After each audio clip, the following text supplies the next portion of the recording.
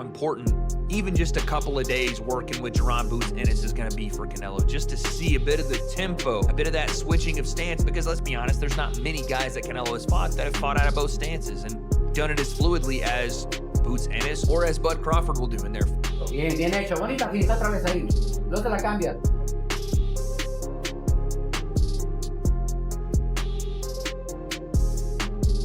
Crawford fight, not Crawford. I don't think Boots fight like Crawford at all. That was just, I think the comparison that they was making initially was just that they both were switch hitters and they both could be so naturally. That's really the only thing that they do the same. The boxing community was left shocked after reports surfaced that Canelo Álvarez has been working in sparring sessions with Jaron Boots Ennis as he prepares for his upcoming clash with Terence Crawford. Bien, bien, bien. Dándole la cintura. Eso, bien, bien hecho. Bonita finta otra vez ahí. No te la cambias.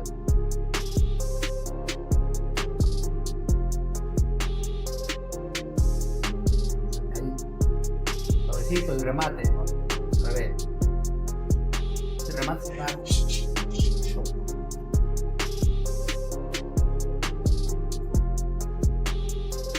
Suavecito y remate.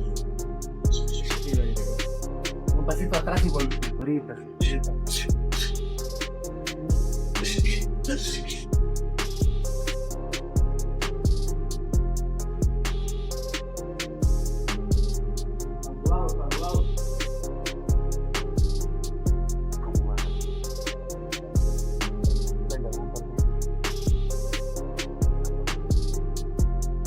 Observers view this as a clear message of determination from Canelo's team. Ex-world champion Andre Dirrell stressed that this decision proves Canelo intends to be at his very peak in September, leaving no chance for overconfidence. Ennis brings speed, explosiveness, and adaptability, making him one of the best imitations of Crawford. By inviting Boots to camp, Canelo shows not only awareness of Crawford's strengths, but also how serious he is about meeting the challenge head-on. Camp with Canelo. I do believe this is get back on Crawford for not taking the fight with Boots back in 2024 when Boots called him out. But Crawford was on the bigger and better things, baby. That bigger and better things being Canelo Álvarez, September 13, 2025. Bigger legacy, bigger name, bigger payday, bigger status. So too little, too late, Boots. But I am looking forward to how you advance in your career after this, because this camp is definitely going to level you up, man. You're going to get better because of it in every aspect. Toughness, skill set, smarts. You're going to get a lot from this camp, champ. And I'm looking forward to seeing what you do because of it. You're already a bad man, dog. I want to see where you take it from here. But Crawford, it's over. I believe he walking away in the sunset, especially if he walking away with the victory, which I'm hoping for. But you, champ, you got to settle for something else. Get Canelo that work, man. He gonna need it. He gonna need it. According to Roy Jones, Canelo got to be on his A game. You got to be on yours too, man. We looking forward to seeing what you do after this. It's raining on me right now, so I'm gonna cut this short, baby. But Boots, get somebody else, champ. Get somebody else. I'm out. Boxing Orbit shocked fans by posting a photo of Canelo Álvarez training with Jaron Ennis. Their tweet read, Canelo Álvarez sparring with Jaron Ennis before his showdown with Terence Crawford on September 13th, which instantly triggered widespread debate among fans and analysts worldwide. Greg Hackett called the choice one of the most discussed storylines in the lead up to the Crawford bout. For him, the strong reaction makes sense because hardly anyone expected such cooperation. On the surface, it might appear surprising or even odd, but Hackett insists it is no coincidence. Canelo is preparing for a rival like Terence Crawford, who thrives on ambition, unpredictability, and non-stop drive. From that perspective, sparring with Boots is a deliberate strategy to mirror the intensity and energy Crawford brings to battle. Hackett stresses Ennis is not just another name in camp. He is among boxing's brightest new stars, recognized for his quickness, explosiveness, and hunger to prove himself. Training alongside such a threat forces Canelo to be tested daily in meaningful ways. What some dismiss as a publicity stunt, Hackett views as part of a calculated preparation plan. He believes Team Canelo is paying proper respect to Crawford by selecting a sparring partner that minimizes surprises once fight night arrives. I don't know, because there's things I know about camp and how they want things to go. So is it gonna be that way? Is y'all gonna try to alter the camp, or is y'all gonna let them go? Or I mean, is y'all looking to still? Give me the psychology behind both sides. What does Jaron Ennis get from this? What does Canelo Álvarez get from this? I mean, Jaron Ennis get from it being in with the elite, a guy who's prepared for everything. One thing you can't say about Canelo is that he hasn't seen something. Canelo seen southpaws, he's seen tall guys, short guys, slick fighters, he's seen bulls, he's been up against everything. So you get a world of experience with a guy like Canelo. You get a guy who's in full confidence with a guy like Canelo. So with that type of boxing, I would see Canelo really not worried about so much of what Boots trying to do to him, but really just paying attention to him. But then it's the same, like, I don't know, I can see Boots kind of like, I think the mindset for Boots would be not only to prove I can hang, but to also be trying to see what comes with this shit. You know what I'm saying? I don't know, but I don't think I would do that. I don't know. It's just me. I just think, the only reason I say that, because I think Boots can get that fight. I think Boots can end up in a fight with Canelo. And I'm saying that because, you know, the reason I say I wouldn't do it is because I wouldn't spar you and then a year later they fight. I mean, doesn't, for as much as it does for Canelo, it does for Boots though, right? If that were to be the case. Yeah, but there's so many ways it can go. And what I'm saying is, if I was to be where Boots is right now, if one thing we can all agree on, everybody hates Boots right now. They mad at Boots, right? Jose Benavidez Sr. brushed aside the buzz surrounding Canelo's training decisions, stating that regardless of outside chatter, his team stays locked on their own work. In his opinion, the only real outcome that counts will be decided when the bell sounds under the lights. Benavidez Sr. pointed out that boxing fans often overanalyze sparring choices, overlooking that they are simply practice tools. Whether Canelo trained with Ennis or another fighter, it does not alter the fact that Crawford is a completely different type of opponent. For Benavidez Sr., results never come from sparring sessions, but from actual fights.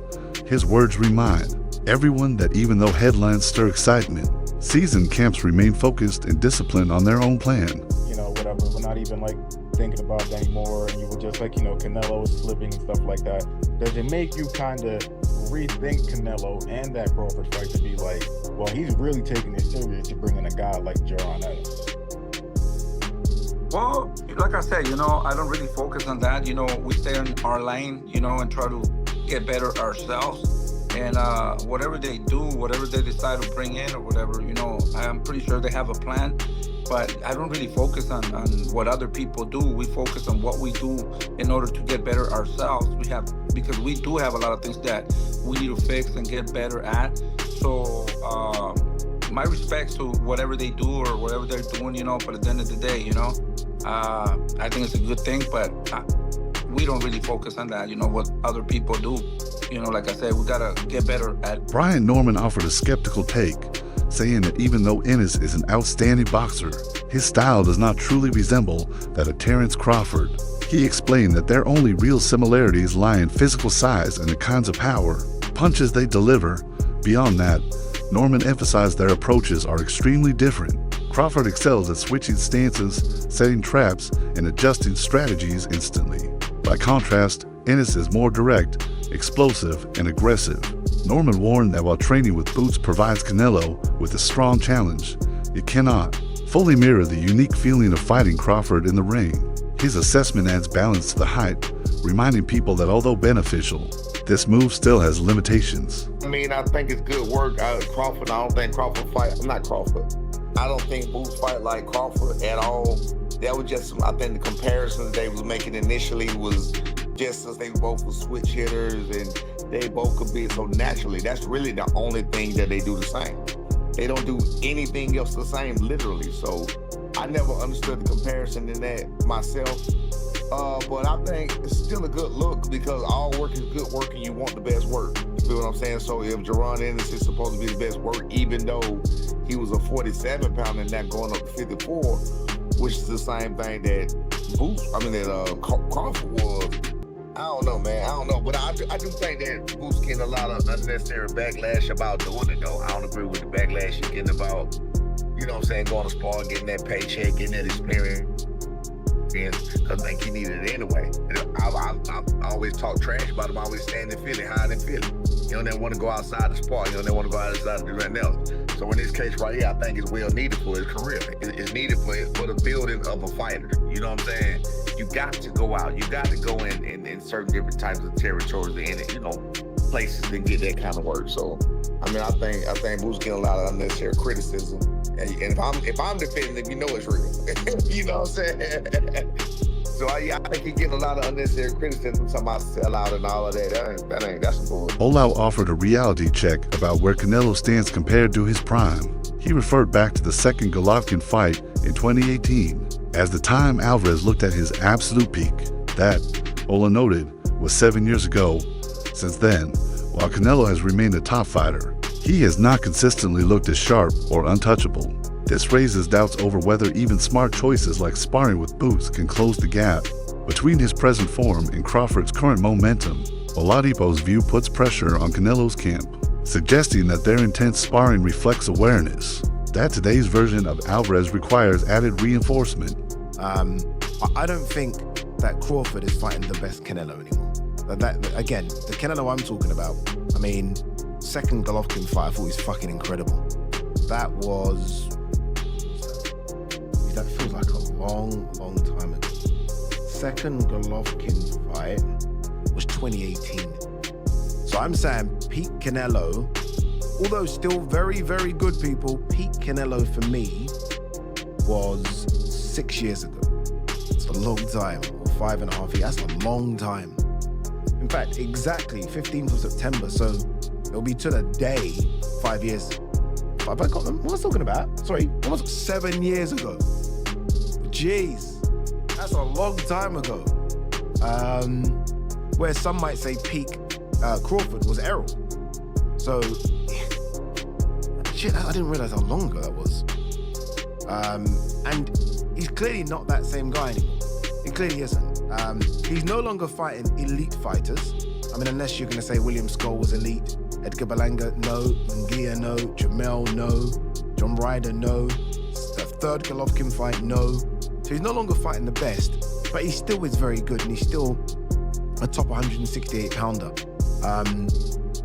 And I think this is why people are saying it is a 50-50 fight now, because we can see the deterioration in Canelo. Like, say what you want about William Skoll. Canelo looked poor in that fight. So everyone's like, oh, William Skoll ran. Well, Canelo didn't cut off the exits. Canelo wasn't great himself. Canelo's punch output was horrendous. So we can clearly see the deterioration. That said, he is the naturally bigger guy. I just mentioned the fact that Crawford's put on size, but the naturally bigger guy in this weight class is Canelo. That has to count for something. We know Canelo's been able to absorb punches from the naturally bigger guys. I mean, barely anyone's put a dent in this guy, right? That's how good his chin is. Maybe the best chin in boxing. It's frightening. But the legs have slowed down. The output has slowed down as well. And I always think about, with Canelo, desire and want and will. I always sort of say, where is that desire? Experts reviewing the move believe Canelo gains essential benefits from training with Jaron Ennis. They emphasize that Ennis brings speed, angles, and unrelenting pressure, qualities that few other fighters can replicate in sparring. By working against that daily, Canelo prepares himself better to cope with Crawford's unpredictability, while some caution that Ennis and Crawford differ in tactical details. The challenge of facing an opponent of Boots' caliber in camp sharpens reaction time, timing, and mental discipline. Analysts underline that this type of preparation is what separates elite fighters from the rest, seeking the hardest test before entering the real battle. That means that he did get work. That's what that means to me. That's what you need. I don't want Canelo in camp beating up nobody. I want people beating up on him. I want people putting in that work, giving him looks he ain't seen. That's what's going to make him ready for Crawford. I don't want to see smiling Canelo. I don't want to see Canelo happy. That means he did good the first time they sparred. No, I want him frustrated and angry. That's how it's supposed to be. Bring somebody in camp, they give you that work. Even Mayweather talked about how Earl Spence gave him that work when he was trying to get him ready for a fight. Because because by the end of the camp, Canelo will be the one smiling. I love it. I'm going to tell y'all why I love it. I'm going to tell y'all why I love this shit. I was wondering, I was like, I wonder who Canelo has in camp with him to prepare for Bud, because I know Shakur Stevenson's not going to help. Johnny Ortiz gave an energetic opinion on the training choice, calling it a smart and mutually beneficial move. He argued that Ennis is the closest option available to simulate Crawford, which makes him an excellent sparring partner for Álvarez. For Ortiz, the setup helps both sides. Canelo gains sharp preparation, while Ennis picks up priceless experience working with an accomplished champion. Ortiz stressed that collaborations like this are rare and important, offering growth for both fighters. His take reflected the excitement surrounding the arrangement, portraying it as strategically sound and valuable to all involved. Makes sense, and it's definitely a good experience for both. Eddie Reynoso and Canelo, shout out to them, because now it shows that they serious with a real game plan, and Boots is, to me, everybody's a perfect opponent. I wouldn't say opponent, perfect sparring partner to have to replicate Crawford, because they both switch hitters and stuff like that, and they got dog in them and reflexes for sure. So it shows Canelo serious, and on Boots end, to be able to spar a Hall of Famer, top tier guy, it gave him great experience, and you could tell he really wants it. Been seeing mixed reviews. You got a portion of the fans that are just shocked that this happened. You got a portion of fans that's like, yay, Canelo now has the edge. Those will be Canelo fans, and you got Terence Crawford fans that I'm seeing calling him a traitor. You already know the other word. Yeah, it's a difference between a fans. There's Terence Crawford fans, which is cool. Then there's a Terence Crawford, I call them bud clowns, where all of a sudden they want to act like Dr. Umar and shit. They want to be fake woke. Like, woke for what? Like, it's a sport where Boots is getting an opportunity to spar a Hall of Famer. Who cares? In reality, what the fuck loyalty does Boots owe to Crawford when it comes to the sport of boxing? I mean, Crawford didn't do shit even back while Boots was trying to get his opportunity when it was Spencer Crawford. Every time Boots' name got mentioned, you heard the bud clowns be like, oh yeah, he don't deserve it. Oh, who did he fight? Oh, who this and that, man? I ain't trying to hear that shit. It's like it's different shit that you need to be woke up outside of boxing. Boxing is a sport. There's shit that we need to really come together. I didn't see y'all come together like 5 years. The bud clowns, because it's real fans, the bud clowns is bashing PBs. Supporters of Canelo's preparation argue that Ennis and Crawford share several notable traits, making him the best sparring choice available. Both are athletic, switch stances smoothly, and possess real knockout power, forcing Álvarez to adjust constantly. Including Ennis in camp shows Álvarez is not leaving any detail unattended, and that his team takes this challenge extremely seriously. Observers point out that training with Boots sends a strong message. Canelo is not overlooking Crawford in any way. Instead, he is actively preparing for every possibility, showing both respect for Crawford's skills and determination to be ready for the occasion. He's been there for a bit, but this is a big deal because not only did he come in and train with Canelo, it looks like some sparring went down, as you can see here, posted by the Ring magazine. Canelo and Boots Ennis standing there together. By the way, Boots Ennis looks bigger than Canelo in this picture, and we all know that Canelo's not a massive 168-pounder, but Boots Ennis at 147 was having trouble making the weight still, is going to 154, just so happens to be the two weight classes that Terence Bud Crawford just came from, 147 to 154. Boots has a fight coming up soon for his debut at 154. You have to think sooner or later he's going to be grabbing a belt because he's in a title eliminator coming up anyway. But again, it's very interesting because we all know how good Boots Ennis is, and it's interesting for a couple of reasons. Number one, you look at this picture, and Boots Ennis is a monster. I can see him going to 160 pounds and still doing very well. I think he's going to do great at 154. But the question you have to ask yourself is why? Why would Canelo bring in Jaron Boots Ennis? It's not just because Ennis is a great boxer. It's not just because Ennis fought at the highest level of 147 and is going to be at the highest level of 154. So he's a smaller guy that Canelo can use in camp to see how a smaller guy of this era moves, as Canelo has maybe not had as much experience with that since moving to 168. Usually he's the smaller guy fighting some of the bigger guys. But that's not all this is. Some analysts remain doubtful that working with Boots will fully benefit Canelo. They argue that while Ennis is immensely talented, His involvement in a Mexican training camp preparing for an African-American rival has already drawn criticism. These critics believe that style, background, and mental factors matter greatly in preparation, and sparring alone cannot duplicate Crawford's sharp mindset and high fight IQ. Some even suggest the move could backfire if Canelo assumes boots. Is an accurate reflection of Crawford. The pushback highlights the complexity of training, reminding everyone that while sparring is useful, it does not guarantee victory over a fighter as versatile and intelligent as Crawford. 3 wins, 2 losses, 2 draws, 39 big wins by way of knockout, will not learn and not be able to pick up from Jaron Boots Ennis sparring Canelo Álvarez. There's an uproar because Jaron Boots Ennis, African-American fighter, black boxer, has joined the Mexicans camp to help prepare the Mexican fighter, Canelo Álvarez, defeat another African-American fighter, which he needs Jaron Ennis to give him looks of the undefeated pound-for-pound king, 4-division world champion, 2-division undisputed world champion, superstar boxer who will be a first ballot Hall of Famer once he retires as well, in Terence Crawford, who has 41 wins, no loss, no draw, 31 wins by way of knockout.